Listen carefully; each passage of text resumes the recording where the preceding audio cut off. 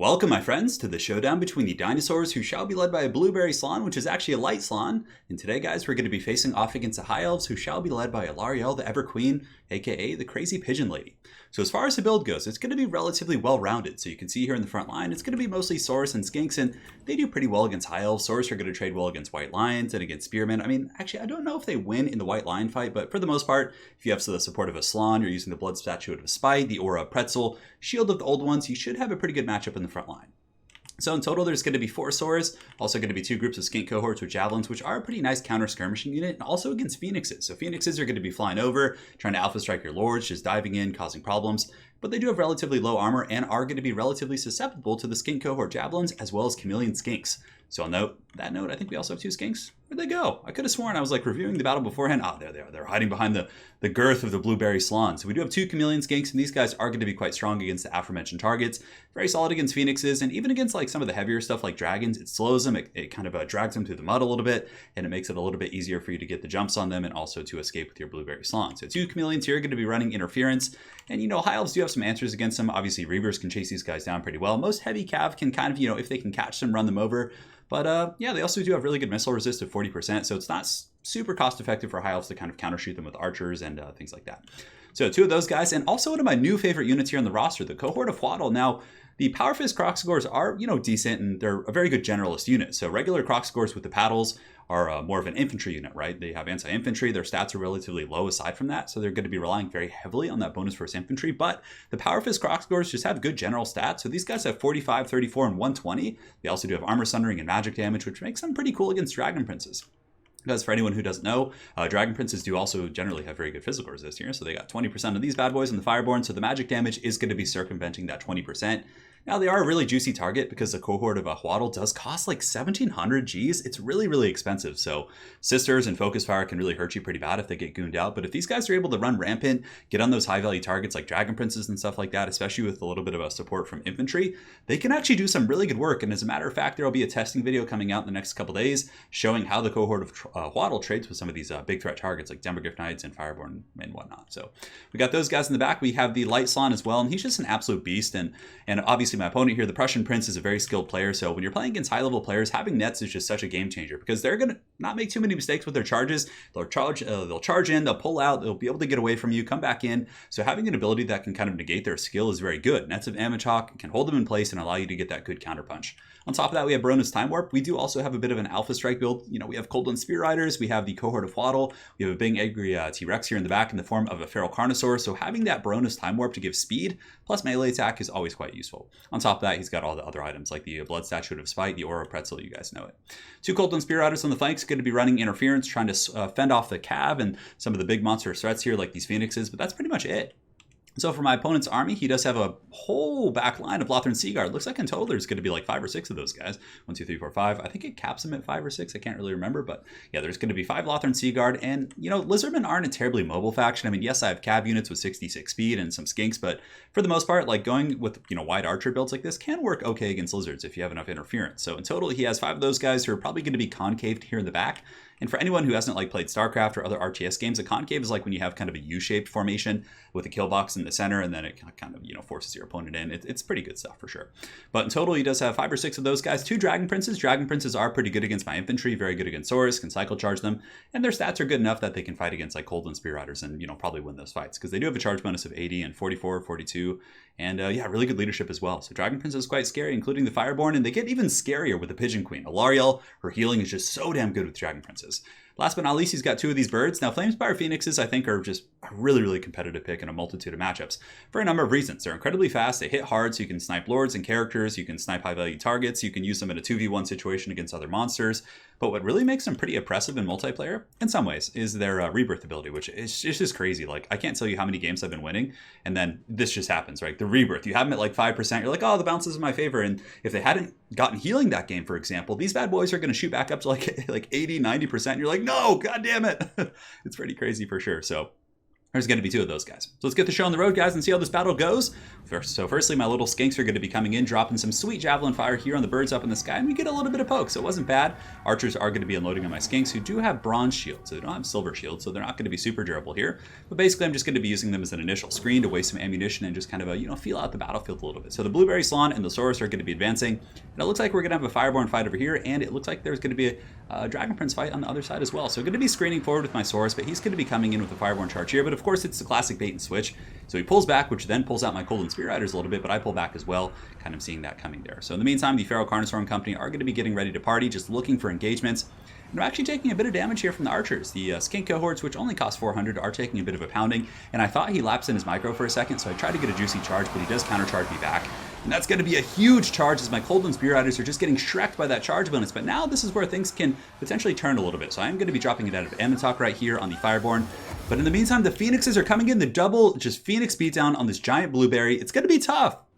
So basically I have to pull in the Feral Carnosaur, I have to start running with his blueberry, but slans are surprisingly tanky. They do have 5,500 HP, so you can see he's going to be able to tank quite a bit of that damage. We also have Chameleon Skinks peeling, and then the Feral Carnosaur is going to be jumping on those guys. Now more importantly over here, we have the Power Fist KROXIGORs coming in. So they're coming in, thankfully they do not have a -1 to hit like their equivalents in 40k, but these guys are going to be jumping in and they hit like absolute trucks.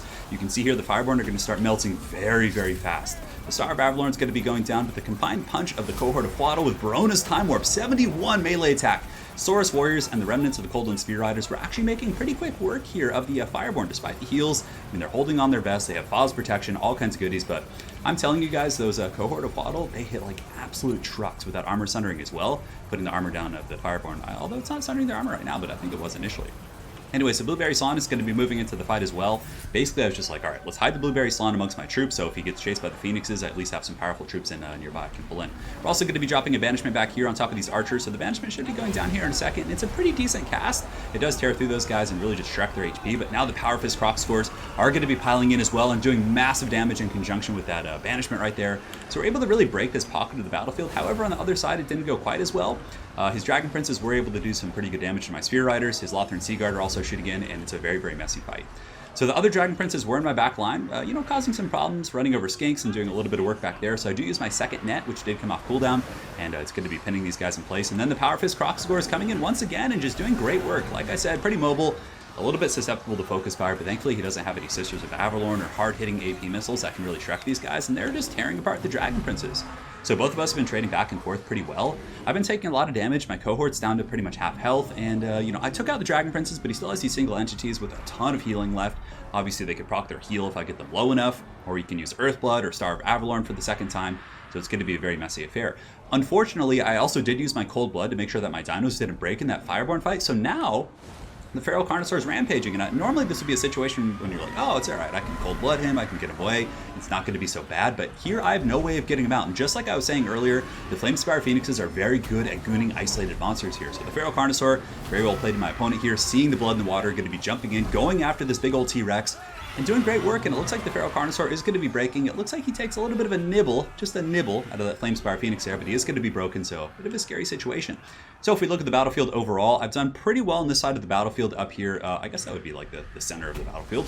But over here on this side, it's a little bit tricky. Losing that Feral Carnosaur plus the Flamespire Phoenixes are going to be able to cycle charge my Saurus, and he just has so much mobility and pressure with these guys. It's going to be quite tough. Now, the Skinks are my saving grace here. The Chameleon Skinks, like I said, 80 range, pretty good mobility, can poke these guys and do pretty good damage against their, mediocre armor. Faw's protection is going to put them up to 60, but normally they are going to be sitting around 30.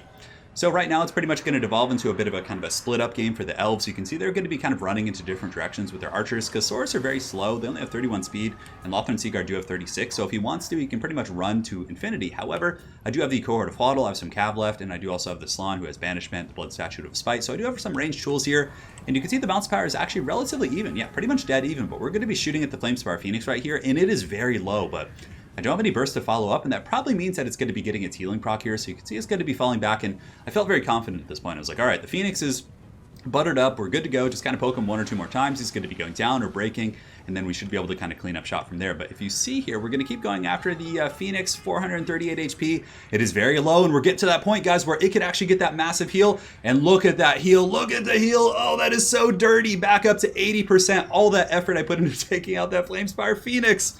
And now it's back up, so guys, this is a completely new game. So the Power Fist KROXIGORs here are going to be cleaning up shop in the meantime, taking advantage of the 50 or 46 speed here. The KROXIGORs are able to catch these Lothran Seaguard and do some pretty good work. Thankfully, I still have a ton of Saurus, so the Saurus are going to be a pretty cost-effective screen against like Lothran Seaguard fire.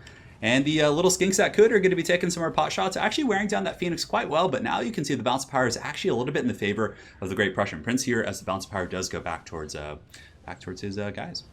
So Chameleon Skink's going to be screening out, basically just using them to absorb missile fire, try and keep the Phoenixes at bay while I chase things down, but now I'm kind of pulled apart a little bit, honestly. I'm stuck here in the center. Lizardmen, like I said, aren't the most mobile of factions. And the Lothran Seaguard are able to fan out and form a bit of a firing concave. Granted, I have 71 Saurus here, and Saurus will put up an okay fight against Flamespire Phoenixes. They only have 30 armor and relatively low melee defense, so Saurus should be able to kind of pepper them a little bit. And it looks like some Dragon Princes are going to be coming back in, so my Cav will be countercharging them, and the Cohort of Fodder will also be going after these guys. And they get a pretty good charge, and the Phoenixes are also going to be coming in for an Alpha Strike with the, I think the Pigeon Queen's coming in as well, or maybe she's staying up in the sky. Going to be dropping an Earthblood here, it looks like. So Earthblood is going to be going down to the Flamespire Phoenix and the Star of Avalorn. Thankfully, though, this lone Flamespire Phoenix is at its healing cap, so it's not going to be getting healed anymore. Man, that would be brutal. You guys remember the days when there was no healing caps and you could just like heal things for infinity with like Vampire counts? That was always fun. So anyways, Dragon Prince is here, going to be getting pushed back with the Saurus. The Skinks do actually get terrified off. It looks like one group gets pushed back, and we're in a very scary situation. I mean, you know, High Elf Death Stars with Star of Avalorn is incredibly strong, but what I do is I get my KROXIGORs, I run up and around the back, and I actually charge in the back to pin these guys in. So some of the burns aren't going to be able to escape.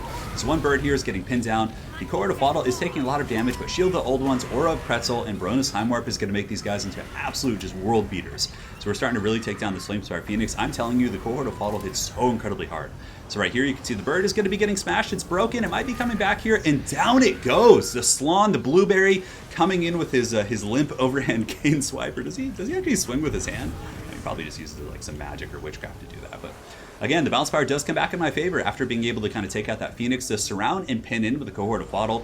So, you know, instead of just charging in, it's a good kind of practice when you're facing off against single entities to go up and around with the unit and then pin it in the back. And then you're going to be able to trap it and get a lot more value. So the battle's still certainly, it's still on. I mean, the Flamespire Phoenix is at half health. Alariel isn't a bad combatant either. Lothran Seaguard here are still going as well.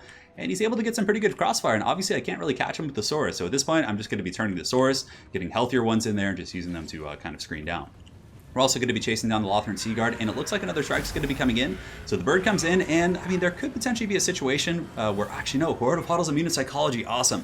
So we're going to be dropping net of ammo chalk right here, and we're going to be pinning that bird in. The goose is going to get cooked. Lothran Seaguard rushing in, Alariel's rushing in. It is just a very, very tense fight here in the pits, but those KROXIGORs have just been absolute MVPs this entire game. Still 7 of their 12 models, considering they only have 637 HP left, so those guys are holding on like absolute champions.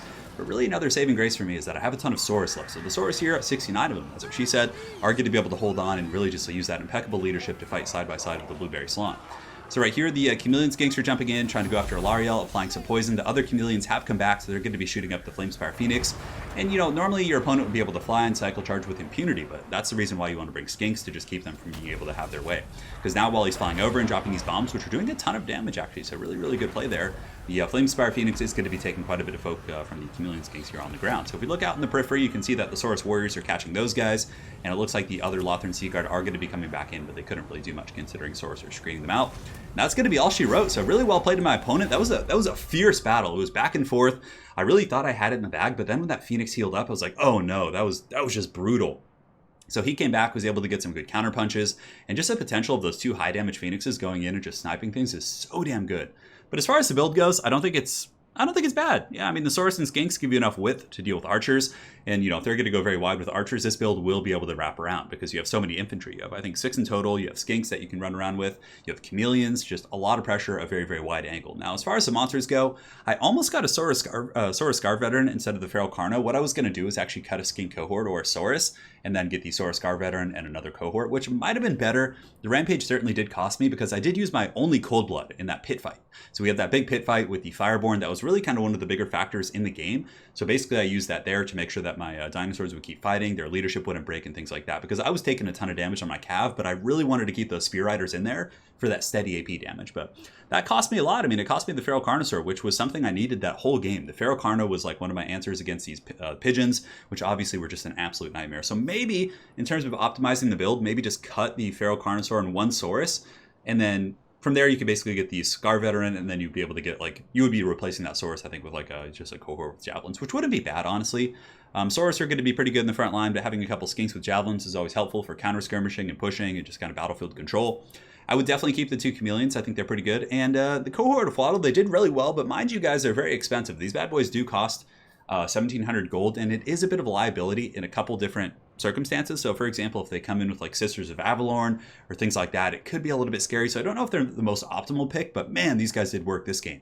I mean, based on what he brought, they were able to just pound town the Fireborn, get onto the other Dragon Princes, finish off Phoenixes. I mean, the cohort of Waddle were absolute monsters this game. As far as his build goes, it was solid. I mean, it was really, really tough to deal with. And it just comes down to a couple, key engagements, right? Had they gone differently, either of us could have won. And I do think his build was really, really solid. And I could definitely feel how good his micro was during the course of the game. So guys, if you haven't seen Prussian Prince's YouTube channel, there will be a link in the comment section below. He has an incredible micro, and he's actually just getting back into the game. I believe he said this is one of his first quick battles back. Granted, he has a history of competitive Total War, but this is one of his, first quick battles back in Total War Warhammer, aside from some, scrimmage games and things like that. So very impressive stuff for sure. Please make sure to check him out in the comment section below, and look forward to playing against you again, Prussian Prince. We'll see you guys next time, and take care.